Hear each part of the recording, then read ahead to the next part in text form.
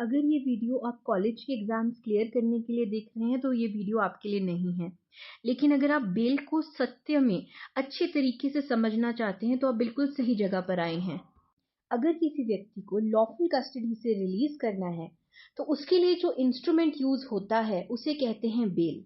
ये डिफाइन किया गया है सेक्शन 2B ऑफ BNSS 2023 में। जब व्यक्ति को कोर्ट के द्वारा रिलीज किया जाता है, बंदी मुक्त किया जाता है, उस वक्त कोर्ट उससे एक बेल बॉन्ड साइन करवाती है। ये बेल बॉन्ड इंक्लूड करता है उन कंडीशंस को जो कि कोर्ट उस पर लागू करता है, और इस केस में उसे जब रिलीज किया जा रहा है उसे श्योरिटीज देनी होगी, यानी कि उसके बिना पर जब कभी वो कोर्ट ना आ पाए, जो उसकी कंडीशन फुलफिल नहीं होती है या ब्रीच ऑफ कंडीशन करता है, तो उस वक्त किसे पकड़ा जाएगा? श्योरिटीज को पकड़ा जाएगा। वो पेनल्टी जो है इसमें पे करेंगे। क्रिमिनल जूरिस्प्रूडेंस इंडिया में इस बेस पर बेस्ड है कि व्यक्ति को इनोसेंट माना जाता है जब तक उसे दोषी करार नहीं पाया जाता। That means presumption of innocence until proven guilty. तो अगर ये मान लिया जाए कि किसी इनोसेंट व्यक्ति को जेल में रखा गया है तो उससे उसकी मानसिकता पर और उसकी शारीरिक हानि दोनों हो सकती है। That means psychological and physical deprivation if he is kept in jail. अब हम इस बात को समझते हैं कि जो बेल है वो बेसिकली दो कॉन्फ्लिक्टिंग डिमांड्स पर बेस्ड है। एक तरफ एक ऐसी डिमांड जहां पर सोसाइटी ये डिमांड करती है कि किसी व्यक्ति जिसने कोई जुर्म किया है उसे सोसाइटी में नहीं रहना चाहिए क्योंकि वो और व्यक्तियों के लिए हानिकारक हो सकता है।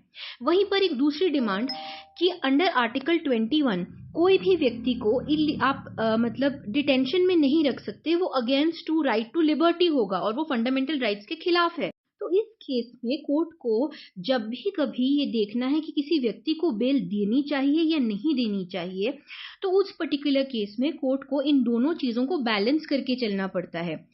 इस चीज को भी बैलेंस करना बहुत जरूरी है कि व्यक्ति को अगर छोड़ा जाता है तो वो सोसाइटी में किसी और व्यक्ति को नुकसान नहीं पहुंचाएगा, और साथ ही साथ उसको उसका आर्टिकल 21 के अंदर जो उसकी लिबर्टी है, राइट टू लिबर्टी, फ्रीडम का जो उसका अधिकार है, वो भी जो है वो क्रुटेल ना हो। जनरल प्रिंसिपल ऑफ बेल का ये नियम है कि बेल देने की जो डिस्क्रिशनरी पावर होती है वो डिपेंड करती है कोर्ट के ऊपर। अब ये डिस्क्रिशनरी पावर क्या चीज होती है हम वो समझेंगे। यानी कि कोर्ट की मर्जी है कि वो बेल देना चाहता है या नहीं, लेकिन ये सिर्फ मर्जी पर निर्भर नहीं करता। कोर्ट की डिस्क्रिशन निर्भर करती है इन फॉलोइंग ग्राउंड्स पर। सबसे पहली चीज को ये समझना कि कोर्ट की डिस्क्रिशन ऑफ बेल जो है वो इनवर्सली प्रोपोर्शनल होती है to the gravity of offence. इसका मतलब ये है कि जैसे जैसे ऑफेंस की ग्रेविटी बढ़ती जाएगी, यानी कि जैसे जैसे ऑफेंस और ही गंभीर होता जाएगा, वैसे वैसे बेल देने की जो क्षमता है कोर्ट की वो घटती जाएगी। As the gravity of an offense increases, the discretion to release the offender on bail gets narrower. और जहां तक एक पुलिस ऑफिसर और कोर्ट के बारे में बात करें तो power of giving the bail जो ज्यादा है वो ऑब्वियसली कोर्ट के पास है। अब इस चीज को भी ध्यान में रखना बहुत जरूरी है कि जो डिस्क्रिशनरी पावर कोर्ट के पास है बेल देने की, उसे मिसयूज ना किया जा सके। तो डिस्क्रिशन किस तरीके की होती है? जब किसी व्यक्ति को बेल ग्रांट की जाती है, जहां पर भी एक्ट में मे लिखा है वहां पर इसका मतलब होता है कि कोर्ट के पास डिस्क्रिशन है। नॉन बेलेबल ऑफेंसेस में जहां पर वो कंडीशंस और सर्कमस्टांसेस को देखकर बेल अलॉट करता है।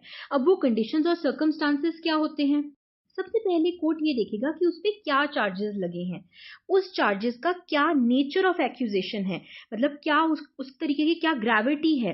फिर देखेगा कि उसकी पनिशमेंट की सेवरिटी कितनी है, 3 साल, 7 साल से अधिक, या फिर 3 और 7 साल के बीच में, ये चीज को कोर्ट ऑब्जर्व करेगा। नेचर ऑफ एविडेंसेस, जो प्रोसिक्यूशन है उसने क्या क्या एविडेंसेस दिए हैं। इसके अलावा क्या अगर उसे बेल पे रिलीज किया जाता है, क्या वो जो एविडेंसेस है उसके साथ छेड़छाड़ कर सकता है? क्या बेल पे रिलीज होने पर वो ट्रायल को अटेंड करेगा? क्या उसकी हेल्थ, एज और उसकी जो सेक्स है, या कि अगर if she is a female, क्या उस ग्राउंड्स पे उसको बेल मिलनी चाहिए? सर्कमस्टांसेस देखेगा जिसमें उसने ऑफेंस कमिट किया है, ठीक है। The position and the state of the accused with reference to victim and the witness, उसकी क्या पोजीशन है, क्या वो ज्यादा ज्यादा इन्फ्लुएंशियल पर्सन है? Probability of the accuse committing more offences if release on bail, मतलब अगर उसे बेल पे छोड़ा जाता है तो क्या ये इसमें प्रोबेबिलिटी है कि वो और ऐसा ऑफेंस कमिट करेगा। इंटरेस्ट ऑफ द सोसाइटी इसमें मैटर करता है कि क्या हम उसे रिलीज कर देते हैं तो उसके बाहर जाने से सोसाइटी पे कोई फर्क पड़ेगा, या फिर अगर उसकी पहले से ही कन्विक्शन हो रखी है। तो ये सारे पैरामीटर्स को कोर्ट ध्यान में रखता है जब किसी व्यक्ति को बेल देनी होती है तब। अब हम पढ़ेंगे कि बेल बॉन्ड में क्या कंडीशंस इंपोज की जाती हैं, जैसे कि जब भी कोर्ट की डेट होगी तो उस अक्यूज को वहां पर आकर अटेंडेंस देनी अनिवार्य है। ठीक है, वो व्यक्ति कोई भी उस तरह का ऑफेंस कमिट नहीं करेगा। एग्जाम्पल के तौर पे किसी व्यक्ति को अक्यूज माना गया है मर्डर के केस में, तो वो ये इंश्योर करेगा कि फिर से वो मर्डर कमिट ना करे जब उसे बेल पे रिलीज किया जा रहा है। वो व्यक्ति डायरेक्टली या इनडायरेक्टली किसी भी तरीके से विटनेस को या फिर कंप्लेनेंट को इंड्यूसमेंट ऑफ थ्रेट नहीं करेगा, मतलब डराएगा धमकाएगा नहीं, या फिर उन्हें इस तरीके से डराएगा धमकाएगा नहीं कि वो व्यक्ति जो है कोर्ट में आकर जिनको इस चीज की नॉलेज है, they are acquainted with the facts and circumstances of the case, वो इसके बारे में कोर्ट को जानकारी ना दें। तो अब सवाल ये उठता है, क्या जज के पास इतनी अथॉरिटी है कि वो व्यक्ति को आउटसाइड कोर्ट भी बेल दे सकता है। ऐसा ही एक केस है जिसका नाम है Jasbir Singh versus state of Punjab 2006 3 SCC 470। इस केस में हाईकोर्ट के जज एक जेल की इंस्पेक्शन में जाते हैं और वहां पर इंस्पेक्शन में जब वो जेल में गए हैं और वहीं पर लोगों को बेल ग्रांट करके आ जाते हैं। सुप्रीम कोर्ट इसको डिसअप्रूव करता है, यानी जब कोर्ट की प्रोसीडिंग्स चलेंगी तभी व्यक्ति को बेल ग्रांट की जा सकती है, आउटसाइड कोर्ट बेल ग्रांट नहीं की जाएगी। अब हम समझेंगे बेल की टाइप्स को, कि बेल कब ली जा सकती है, किस तरीके से एप्लीकेशन मूव फॉरवर्ड की जा सकती है। अगर हम बेल की टाइप्स के बारे में बात करें तो बेल हो सकती है एक regular bail, anticipatory bail, interim bail, medical bail, transit bail, default bail. इससे पहले हम ये समझ लेते हैं कि कॉग्निजेबल ऑफेंस और नॉन कॉग्निजेबल ऑफेंस कौन सा होता है। जिन केसेस में जो ग्रेविटी ऑफ ऑफेंस है वो कम होती है, यानी कि वो ज्यादा सीरियस नेचर का नहीं होता, और उसे हम कॉग्निजेबल ऑफेंस बोलते हैं। और जो बहुत ज्यादा सीरियस नेचर के ऑफेंसेस होते हैं जिसमें पेनल्टीज होती हैं अलोंग विद पनिशमेंट्स होती हैं, उसे हम नॉन कॉग्निजेबल ऑफेंस कहते हैं। तो कॉग्निजेबल ऑफेंस के केस में बेल देने का अधिकार पुलिस ऑफिसर और साथ ही साथ कोर्ट दोनों को है। ये डिफाइन किया गया है भारतीय नागरिक सुरक्षा संहिता 2023 के सेक्शन 478 के अंदर। If an accused of bailable offense is arrested or detained without the warrant, they are entitled to bail as a matter of right।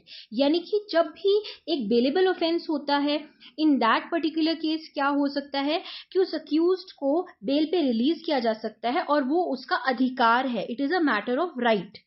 अब यही सेक्शन इंडिजेंट पर्सन के बारे में भी बात करता है। ऐसा जरूरी नहीं है कि हर व्यक्ति कोर्ट में श्योरिटी लाकर खड़ा कर सके, ठीक है, अपनी गारंटी देने के लिए किसी व्यक्ति को लाके खड़ा कर सके ना। उसके पास ऐसा हो सकता है कि वो इकोनॉमिकली इतना फिट है तो वो आ जाता है इंडिजेंट पर्सन की कैटेगरी में। उस केस में वो व्यक्ति को पर्सनल बॉन्ड देकर भी रिलीज किया जा सकता है बेलेबल ऑफेंस के केस में। साथ ही साथ ये सेक्शन ये भी बात करता है कि यदि कोई व्यक्ति जिसने बेलेबल ऑफेंस कमिट किया है, जहां पर बेल जो है पुलिस या फिर मजिस्ट्रेट दोनों के द्वारा दी जा सकती है, उस केस में क्या होगा कि जो व्यक्ति है वो अपनी श्योरिटीज नहीं ला पा रहा है एक हफ्ते तक, तो उस केस में उसको पर्सनल बॉन्ड देकर रिलीज कर दिया जाएगा और उसे इंडिजेंट पर्सन मान लिया जाएगा। साथ ही साथ ये सेक्शन ये भी कहता है कि यदि व्यक्ति अपनी बेल की कंडीशंस के साथ कंप्लाई नहीं करता है, जिस दिन कोर्ट में डेट है वो कोर्ट में नहीं आ रहा है, तो उस पर्टिकुलर केस में उसकी बेल कैंसिल भी की जा सकती है। या फिर section 491 forfeiture of the bail bond के तहत उसकी बेल को अगेन क्या किया जा सकता है, कैंसिल ही समझ लीजिए, और उस केस में उसको वापस से अरेस्ट किया जा सकता है।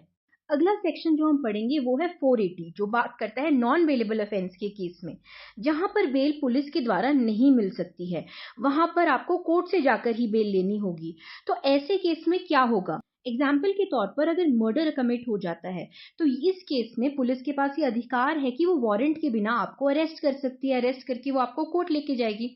अब कोर्ट ले जाने पर ये अधिकार है आपका कि आपको बेल पर रिलीज किया जाए, लेकिन ऐसी कंडीशंस हैं जिसमें बेल पे रिलीज नहीं किया जाना चाहिए। जैसे कि जहां पर कोर्ट को ये रीजनेबल बिलीव है कि जो पर्सन है उसने ये ऑफेंस कमिट किया ही है जिसमें पेनल्टी डेथ या लाइफ इम्प्रिजनमेंट की है, तो उस केस में बेल नहीं दी जाएगी।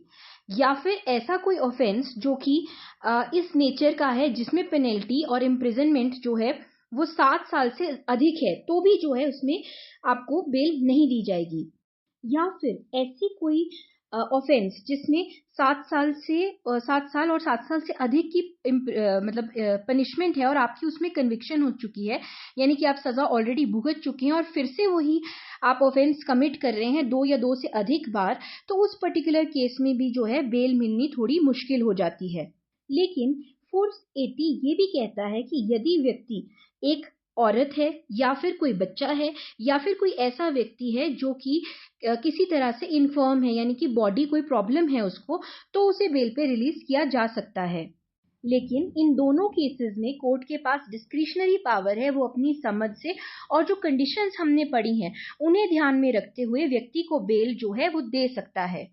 ये सेक्शन ये भी कहता है कि बेल सिर्फ इस बिना पर मना नहीं की जा सकती कि जो व्यक्ति है उसे जो टेस्ट आइडेंटिफिकेशन परेड जिसे कहते हैं कि किसी और जुर्म में उस व्यक्ति की पहचान करने के लिए उसे जेल में रखना अनिवार्य है, इस बिना पर बेल को मना नहीं किया जा सकता है।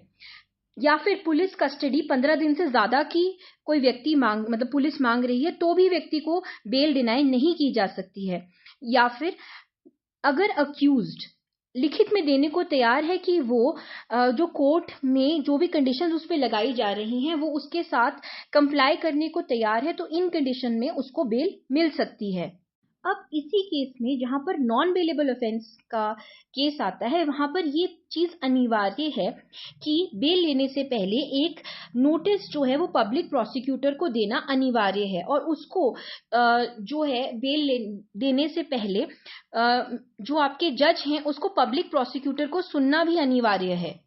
अब यदि कोर्ट को लगता है कि व्यक्ति जो है कोई इस पर्टिकुलर क्राइम के अंदर इन्वॉल्व ही नहीं है, तो उस केस में भी जो भी आपके जज हैं वो क्या कर सकते हैं, वो उस व्यक्ति को बेल पर रिलीज कर सकते हैं। लेकिन उन्हें ये लगता है कि फर्दर इंक्वायरी से निकल के आ सकता है कि जो व्यक्ति है वो क्राइम में इन्वॉल्व है, तो भी उसको क्या है रिलीज किया जा सकता है बेल पर। अब जो कंडीशंस हमने एक जनरल बेल की जूरिस्प्रूडेंस को समझने के लिए पड़ी थी, वो एक कंडीशंस जो हैं वो बेल पे लागू होती हैं जहां पर पनिशमेंट 7 साल या 7 साल से अधिक की होती है। जिसमें सबसे पहली कंडीशन आती है कि अगर व्यक्ति attend in accordance with the conditions of the bail और बेल बॉन्ड, मतलब कि जो व्यक्ति है वो कोर्ट को अटेंड करेगा जो कंडीशंस उसके बेल बॉन्ड में दी गई हैं उसके हिसाब से।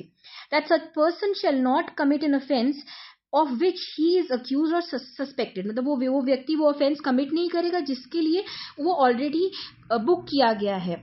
The person shall not directly और इनडायरेक्टली मेक एनी इंड्यूसमेंट, वो व्यक्ति किसी भी तरीके से कोई भी तरह का डर किसी विटनेस को या फिर जो कंप्लेनेंट है उसके मन में नहीं डालेगा ताकि वो व्यक्ति जो है कोर्ट के आगे अपना पक्ष ना रख सके।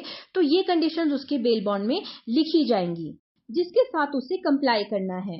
एग्जाम्पल के तौर पे the applicant has express the willingness to furnish the bail bond and there is no evidence suggesting a risk of absconding, non compliance, there is a clean criminal record, ties to community and willingness to cooperate with investigation. There is no evidence suggesting the applicant's ability to tamper the witness.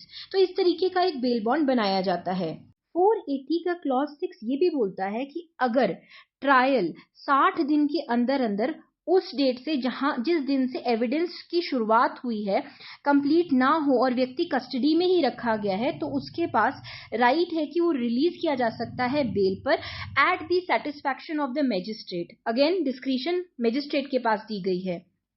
इसी का clause 7 ये कहता है अगर trial के खत्म होने से पहले, ठीक है। और जजमेंट पास होने से पहले, मतलब ट्रायल के खत्म होने के बाद जजमेंट पास होने से पहले, the court is in the opinion that there is a reasonable ground of believing that accuse is not guilty. मतलब कोर्ट को ये लगता है कि ट्रायल के खत्म होने से पहले और जजमेंट पास होने से पहले, oh sorry I am confused, trial के खत्म होने के मतलब बाद और जजमेंट से पहले कि जो अक्यूज्ड है वो गिल्टी नहीं है, तो उस केस में क्या करा जा सकता है, उस व्यक्ति को पहले ही एक बॉन्ड देकर रिलीज करा दिया जाएगा। और वो बॉन्ड क्यों होता है, वो बॉन्ड एक पर्सनल बॉन्ड होगा, ताकि जिस दिन जजमेंट सुनाई जाए वो व्यक्ति उस दिन वहां पर खड़ा हो।